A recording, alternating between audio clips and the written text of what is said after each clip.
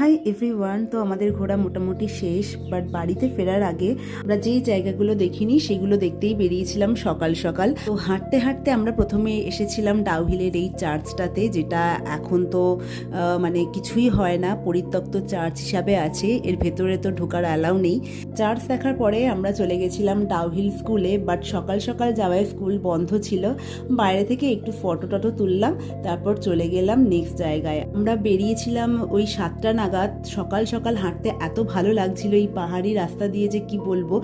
আমাদের সাথে প্রধানজিও ছিল।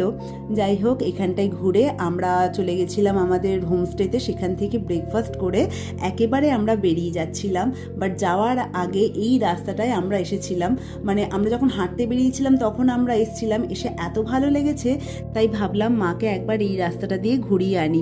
চারিদিকে গাছ, পুরো নেচারে ভরা একটা আলাদাই অ্যাম্বিয়েন্স, খুব ভালো লাগছিল।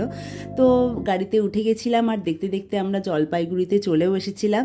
আমরা ফার্স্ট টাইম ট্রাভেল করছিলাম বন্দে ভারতে, মানে আমরা সবাই প্রথমবার যাচ্ছি, তো একটা সেলফি তো বানতে হয়, তাই সেলফি তুলে নিয়েছিলাম। আমাদের দার্জিলিং ভ্রমণ এখানেই শেষ হলো, আর লং ভিডিও আমি আপলোড করে দিয়েছি, তোমরা দেখে নিতে পারো। আর আমরা বাড়িতে পৌঁছেছিলাম 12টা সাড়ে 12টা নাগাদ। তো চলো, ভিডিওটা এইটুকুনি, দেখা হবে অন্য কোনো ভিডিও, ততক্ষণের জন্য বাই।